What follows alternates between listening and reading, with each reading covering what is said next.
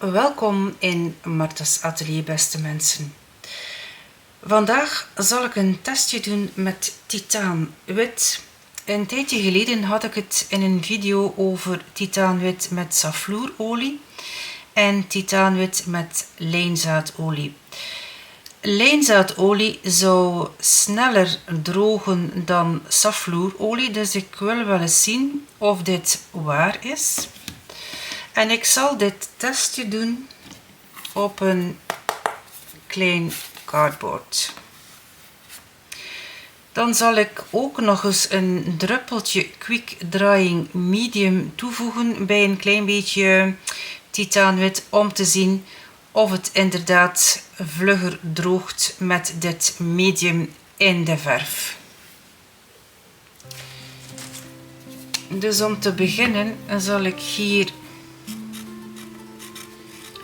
titaanwit plus safloer schrijven. Dan hier titaanwit plus lijnolie. Hier titaanwit plus safloer plus Quick Drying Medium en hier titaanwit plus lijnolie plus Quick Drying Medium. Ziezo. Dan zal ik hiernaast, dit is met lijnolie, dus ik zal beginnen met safloerolie.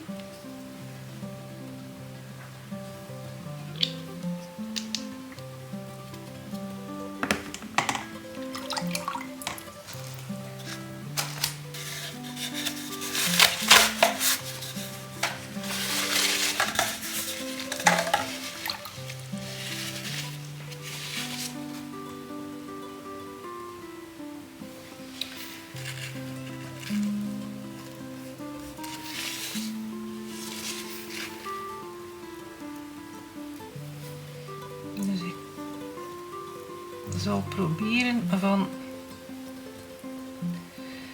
een gelijke hoeveelheid verf op te brengen.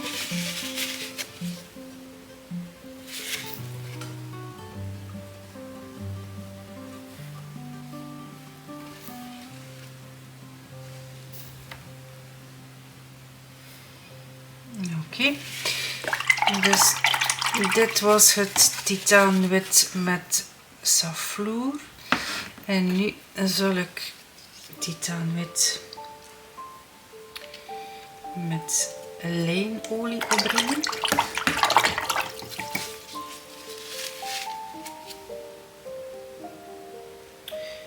Ik heb zelf de indruk dat het heeft een andere consistentie met lijnolie. Het is wat smeuiger dan het titaanwit met de safloerolie. Dus dit ondervind ik althans bij het opbrengen.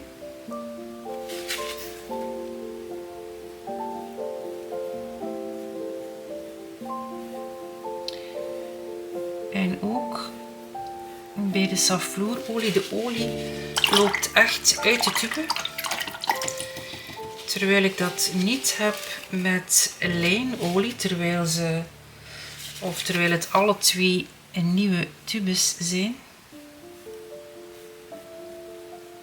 Ziezo. Dit is titaanwit met lijnolie. En nu zal ik daar op die manier een klein druppeltje bij mijn verf mengen.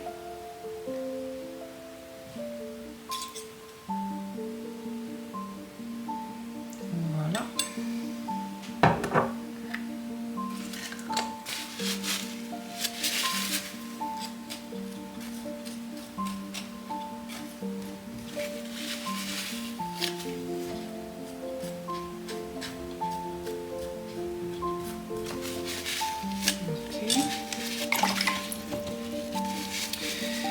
Nu zal ik opnieuw hier het titaanwit met de safloorolie opbrengen.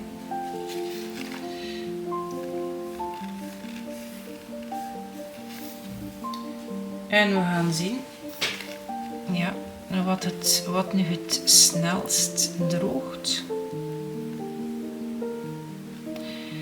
Dit is wel belangrijk om te weten wanneer je schildert.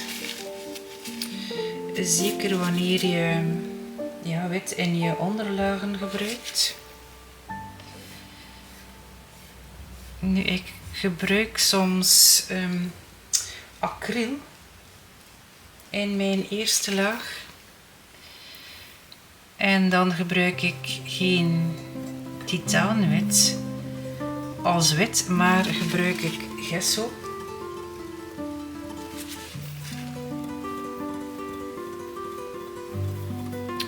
En dat is wel een goede oplossing. Dan hoef je natuurlijk geen zorgen te maken om de droogtijd. Maar ja, soms wens je wel eens met titaanwit te beginnen, dus we gaan zien. Ik ga opschrijven wanneer ik dit hier aangebracht heb en dan kijk ik wanneer alles droog is en of er een verschil is tussen deze 4 titaanwitten. Dit is nu ongeveer een week geleden. Dus op 16 april heb ik hier deze verf aangebracht op dit kleine doekje. En dus het titaanwit plus lijnolie plus quick drying medium was droog in 2 dagen. Dus op 18 april was dit hier reeds droog.